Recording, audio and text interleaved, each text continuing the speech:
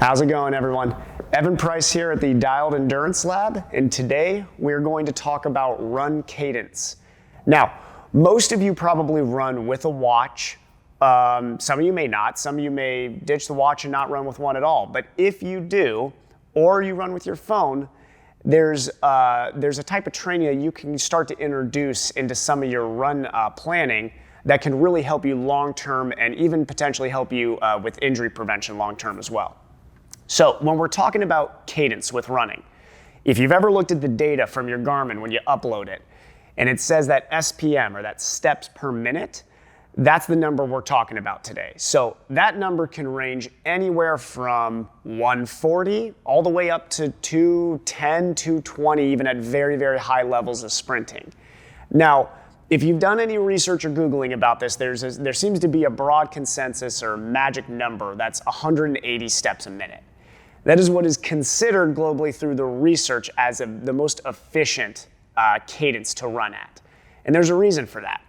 Generally, when you look at average height, leg length, and everything, if you are turning over at 180 steps a minute, which means each time your foot hits the ground in that minute, that counts, you're basically going to be shortening that stride length and more bringing that foot underneath you. Instead of, if you've ever seen a big heel strike pattern where you land out in this position, you can see how far my heel is from my center of gravity. My center of gravity being where my hips are. So, right where my hips are, you want where you land to be as close to underneath this as possible. Now, that is almost never going to be it's never going to be perfectly underneath you. But if you were landing here, whether you're a heel strike, midfoot, or forefoot strike, the closer I am to this center of gravity, the better. Now, you may ask, why is that?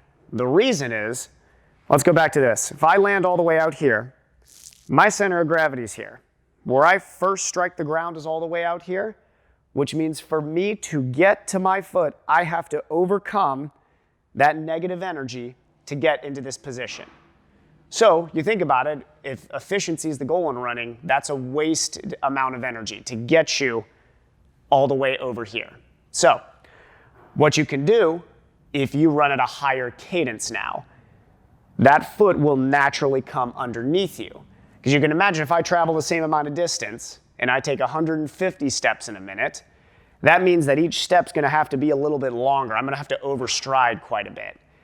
If you are running that same distance at 170 or 180 steps a minute, that foot naturally is going to come underneath you more, because that means that stride length is not overstriding during that minute, okay?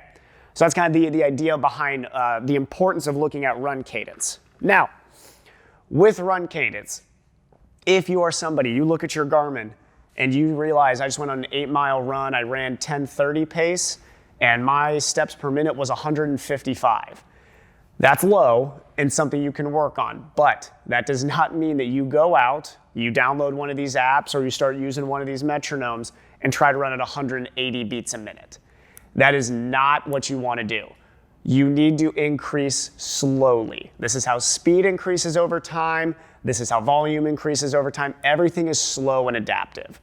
So the rule of thumb that I usually go off of, and it changes per patient, per client, per person I'm coaching, you need to look at, let's use 155 as an example. For at least 2 to 4 weeks, you should try doing one run a week at 160 steps a minute.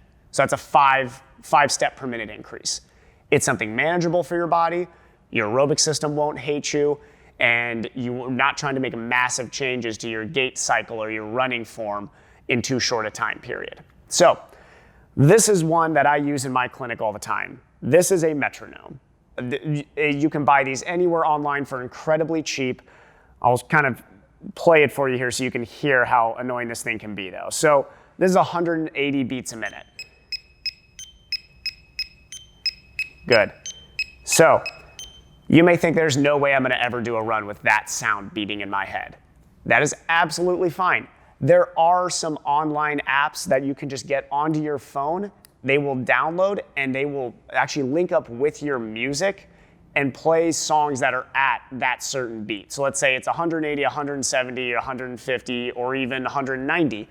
it will link up with your music and play at that beat so that you're not having to hear this thing ring in your head all day. Now, if you don't like listening to music while running, it is worth getting for one of your runs a week. Get this little guy, this thing clips directly onto your pants right there, so it's just small and you can play it at yourself so you can kind of hear it in the background. The reason I say it's important to run with some audio feedback for this is our run gait is actually a subcortical activity. So that means subconscious. That means when you're running, you're not thinking about it. You're not thinking when you go and pick up your leg and cycle it through, oh, I got to pick up my leg now and put it down. That means it's subcortical. That means it's response-based, it's reflex-based, and it takes time then to change it in any way. So it takes a long time to change something that is subconscious. Just like if anybody's become a swimmer and you've been swimming since you were a young kid and now 10 years later somebody tells you you're doing something weird with your hand, it doesn't change overnight. Same thing with running. So this is something that you have to slowly adapt to. Two of the names of the run cadence apps I've used before are Audio Step and Run Cadence. They're both iPhone apps, and I believe Audio Step does link up with your music on your phone, which most people who run will listen to music, so it's not a bad idea to look into that. Outside of those two, there are many, many others. Look, test around. Those are just the two that I've used in the past. But honestly, what I've found to be the most tried and true is when I used to go on my long recovery runs, I would make sure that I wasn't dropping my cadence and running ineffectively I would clip this to me and I would put it around my pants right there and I'd play it at that time I was running at 175 steps a minute. So I'd play it at that, soft, not as loud as I was playing it right there. But I'd realize that I would actually zone that out after 5 to 10 minutes into the run. So it's not nearly as miserable as it sounds. This is something that is interesting to mess around with yourselves, but I think is crucial when you're talking about long-term running development and building speed, but also being injury resilient in your future. So consider adding it into your running protocol.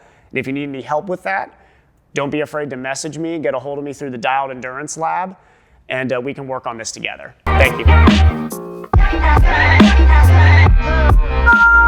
Watch out, 'cause I know the breaks coming.